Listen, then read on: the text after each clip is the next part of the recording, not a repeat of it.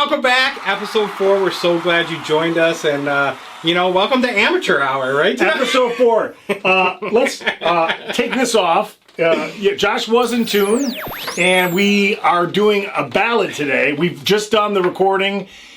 We did it different this time, and it sounded good. It was so good, man. Your tones on that was like, you got to explain how you're setting that all up. All right, so let's talk guitars first. So we're playing over a ballad. This ballad, to me, has a Whitesnake-esque kind of ballady, keyboardy, swishy. Very interesting how Josh played today. I love it. I think he was totally influenced by me, but he did it better. So it's really good. No, hold on a second. I'm going to stop him. I didn't do it better. I'm out of my element. I know in some of the past episodes we're doing some more rock.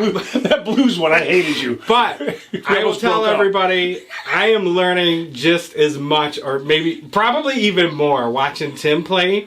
His runs and licks are so inspiring and so unique. Like how fluid you are, your control of the what do you call it? The milking, the milking bar, milking machine. Thanks. It's a pleasure watching you play. So it's a real cool thing here. So obviously Josh is a Stratty player. I'm more of a humbucker guy.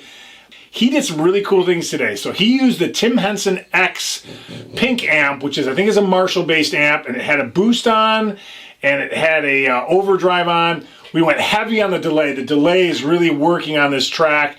And he did flutters, and it's weird to hear him play through one of my tones, and it sounds nothing like my tone. I know for a fact that a single coil pickup sounds different than a humbucking pickup as far as distortion goes, right? I think it's a little bit more glassy sounding, where you have that thick, like, rich, juicy tone with your humbuckers. Yeah, so I used a different plugin, still Neuro DSP. I ended up using the Nolly X, but I used the PV5150, which is based on a Soldano, and I bumped the mids up pretty high on this one. And we both use stock delay in the plugins itself. The cool thing is, this is the first time we've done totally different plugins, totally different delays. And it just sounds good. It sounds really good. But let's talk about this Strat, this Seafoam. This is nothing special. This is I hate it. This is the most special guitar. So everybody watching, this guitar costs as much as just this pickup. Yeah. No, so it is a special edition because of like the seafoam pearl finish. It has a nice because of the color. Because of the color. Yeah. They do put different pickups in this one. It is a Mexican Strat. So again, did Gabriel Ybarro? no, Abigail Ybarro. not in this one. Yeah, tomato. But no, honestly, it's a great player, and it's one of those things too, man. It's like you can have a $3,000 guitar, you can have a $600 guitar. Are they one-to-one comparison? Absolutely not. Right. Nowhere near. Right.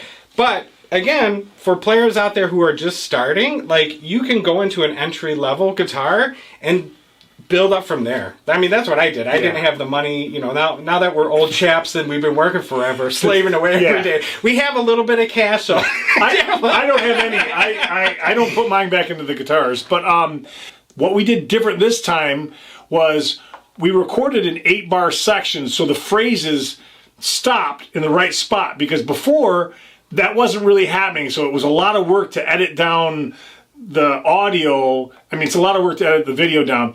But this should be a lot easier on this video because we did 8-bar sections at a time. Yeah. So basically, we're 8 bars worth of good play at a time. We're working our way up. We're going to go to 12, 16, and then one day we'll be good at it. Yes, exactly. I will say this. I don't think any of these were first takes. I think most of yours. 95% were all first. Oh yeah, that's rare. Usually his takes, and I have to do it like 3 times. So I have another thing I want to talk about really quick. So I've always used a 1mm pick, and I'll go 6 months, 8 months, a year, and I got these just because I thought they were cool Eddie Van Halen picks, and these EV. Yeah, check it out. So it's just a 1mm pick, and there's nothing crazy about it, but it's got a little texture, so it doesn't flip around in your hand, whatever. So I just decided, just for fun, it's the cheapest thing you can do is try different picks. So I got these blue, they're like large Jazz 3 picks. This is a 1mm one that Josh used today. I loved it. This is the same exact pick. This is just 1.35. And it's got a point on there. And for soloing, you can actually, you can still play rhythm and whatever, but for soloing, it's adding like a little top end, a little pinch harmonics are easy on this. And I think too, like as we get older with age, we don't mind things being a little stiffer. Yeah, exactly. I mean, I've swallowed 3 of these. Maybe we'll cut that one out. Yeah, I know what you're saying. So this is episode 4, and I have to say, Josh has got me doing a lot of guitar shorts. He kind of got me excited about YouTube again, and I've been loving that. But this whole process of playing live together, us talking, and I mean, I have a really good guitar teacher named Sammy Bowler. He's playing with the Goo Goo Dolls now. Incredible for him. Such a talent. It was hard for me to even play in front of him because he's so good. If I hadn't done that, I mean, when I get in front of a really good player, in the beginning, I felt it when we were doing these first couple episodes and tracks, and it's about being in your head, right? If you're just relaxed and you think it doesn't matter, the flow and the playing will be better. Yeah. And too, I think the greatest thing that we could say, find a guitar buddy out there to play with. Yeah. Because I'm telling you what, I'm having more fun hanging out with this man. No pun intended. Yeah. And doing this, because man, there's nothing like playing with somebody else. It's so fun. We've been doing good. So I'll just say this: this episode 4 was supposed to be the '80s, back to the '80s episode. We've got a great track picked out for that one. We're going to talk '80s guitar players on the next episode. We're bringing in a special guest. Yes, absolutely. We won't announce it. We won't announce it. But you guys got to come to the next, or watch the next episode. Don't come to the next episode. Don't come to my house. Yeah. But yeah, check out the next episode. We have a prolific guitar hero from the state of Michigan. Local guy. And the real funny thing here is Josh knows this guy very well. And as we were talking, something rang true to me. And basically, I know this guy too from way back in high school. So yeah, so this guy is my Sammy. Like how there you go. Yeah, 100%. So yeah. It's gonna be really cool. So check it out for sure. I was gonna say you actually inspired me to, because I would normally play on 11s and 10s, and I started putting 9s on my guitars, and I love it. Yeah. I love it, man. And it's not a strength thing. It's not. I mean, like I said, I've been playing. Most of these guitars still have 10s on them, but I've been watching a lot of different players, and I know you guys probably know, like Billy Gibson uses like 8s or 7s. And if you ever go, I've watched some live clips. He's not missing any tone at all. No, he's like a king of tone. So it's crazy, man. But I love it. I love how slinky they are. The bends, like I know you've been working on vibrato. Yeah. I've been working on like just bends. Yeah. You know, working them out, trying to get the right feel, bending up to notes, over bending notes, bending out of tune, like micro bending, all that stuff. Yeah, the micro bending's cool, or starting bent and coming down. Lulu's here, guys. Lulu's here, and she's awake and she wants some attention. We need some T-shirts. With Lulu the guitar. Yeah, I like that. With her annoyed face, looking like, oh, these guys again playing. Oh my gosh. Lulu, you want to get some screen time? Here's Lulu. Oh my gosh! Come on, people. This is she's sleeping in her bed here while Josh is just thrashing away. I think it's pretty safe to say that Josh and I have always been music fans, guitar nuts. Obviously, I grew up in the 80s, so I graduated in 88, so all that hair metal, and, I was a big, obviously, Van Halen guy, but I liked Bon Jovi, Richie Sambora, George Lynch was one of my favorite. I was a huge Mr. Big guy, so we're going to get into all that stuff, Nuno, but as much as all those great players, I have my top 3 or 4 that we'll talk about, and I know Josh has got some guys. You're more of a 90s guy, though, right? Yeah. I mean, I did love the 80s, 100%. Yeah. And I was in an 80s tribute band, and which is funny because you were in a 90s band. It was. That's how we met. We probably should have switched. Yeah, we probably should have switched. That is how we played for the same organization. Josh was in the 80s band, Square Pegs, and I was in the Generation X, which is ironic, X-Man in Generation X, and I had to play everything from Chili Peppers to a lot of Dave Matthews stuff. Probably the hardest stuff I played in that whole entire 90s thing was the Dave Matthews stuff. So percussive, so weird, yeah. Weird to play. And awesome. Weird and awesome. Yeah. Loved it. But this track is a really good one. It's slow. and it just gives you a lot of space to do stuff. Yeah. We got to get in touch with our emotional side, but with a little grit. Yes. I think we should go watch a romantic comedy. You want to cuddle up after? with Lulu here. But oh my gosh. Hey, if you guys have any questions or you guys want to talk about gear, if you guys have a favorite guitar, if you got a favorite pick that like, this pick changed my playing, you have to try one, let us know. And we do appreciate you guys watching, and I've read the comments. What you guys don't see is behind the scenes, we're talking to each other off camera, and you guys can't hear it. So, I don't know, one of the previous episodes, when I got something right, Josh is like, oh yeah, that's the stuff. And I'm just like, it literally makes you feel good. It makes you feel like, oh, I've got this, keep going. So today, he had some moments, I'm like, that's the area.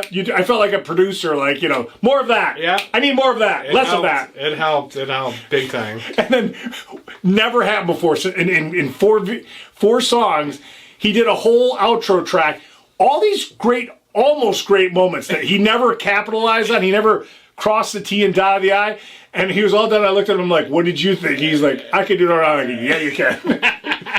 It's never happened. It was kind of funny to me because I felt like we had a little Freaky Friday there. But I think with that, again, when you're playing with somebody else and getting that type of feedback from other great players, it only helps you. And I mean, it's only helping me become better too. We tweaked more this time on both of our plugins, right? So Josh, when he played everything, he had one drive pedal on this Marshall type amp that was up high gain wise, but because of his pickups, it sounded less gain or lower gain. So while we were doing the playbacks, there's a boost pedal in this Tim Henson X, and I put it on, and all of a sudden, everything it brightened up in the best way in the track. So we kind of played the track, and I turned that on, I turned it off, and we were both like, yeah, it's way better on, right? Yeah. The other thing I'll say too is this. So the mix of delay or effects that you use in a track, sometimes you don't realize how much you need until we shut the track off. We shut the track off, and I wanted to hear what I had just changed in Josh's settings, and one of the things was the delay had this saturation knob, and I kept turning it up in the track, and I couldn't tell what it was doing. Then he played after without the track on, and it's saturation in the repeats, and it really sounded good. So that's the one thing I think we both like about these plugins. I mean, I've done a lot of videos lately where I'm just, the effects I have on in the Quad Cortex, you're getting those, they're printing, I can't change them. And I do a lot of tweaking before that to know that this is going to work. But the tones we're getting from these plugins, I haven't even tweaked mine yet. I might take some of the gain off. I'm not even sure yet. It's unbelievable what you get, and we were talking about that, like back in the day of lugging amps and heads and pedal boards and all that stuff, and now you can just get these killer tones in a box, and it's pretty awesome to be a guitar player these days. This is going to age us for guitar gear-wise. You guys are going to like this. When Josh and I met, and he was in the 80s band, I was in the 90s band, we would practice every once in a while. The place we played the company was called Tangerine Moon Productions. I think that was a nod to Prince. Yeah. So they had this really great little facility where we would, every once in a while we would practice with our band and do all this stuff. Well, there were some rules to being in this organization or this band or working for this company because they wanted really proficient players that could play note for note. So that was really important. You had to jump around, dance, do whatever it was. It was a very unique experience. When you saw this 80s tribute or 90s tribute, you got that. I mean, honestly, shout out to two people, Carrie Denhow for Carrie's the best. And the experience we had there was awesome, just from a performance standpoint and playing and like being in bands together. And then for me personally, I wouldn't have gotten involved without Jason Gittinger, one of the greatest drummers in Michigan and maybe in the country. He has an awesome YouTube channel, Unwanted Drums. Check it out. Yeah. It's awesome. He does like a podcast style, and then he's been doing a lot of cool stuff with AI and playing. Yeah, it's awesome. So shout out to both of those gentlemen. When you're learning how to play guitar, you're sitting down and you're bending your wrist. So you're trying to get all those notes to ring out. You're bending the wrist. Then you stand up and play, and your wrist moves, and you're like, I gotta relearn this. And then Jumping around. Playing complicated riffs while jumping around and everything else. Yeah. But I think that's where we got a lot of our performance chops, which that was an invaluable experience, and I am grateful for it. Yeah, so for the next episode, we're going to do Back to the 80s. It's a great title. I like it. Again, if you have any comments, drop them down. Let us know gear you love to use, picks you like to use, what parts you love, what parts you hated. We're all inclusive here. So with that, another one bites the dust. All right. Take care, everyone. Bye, guys.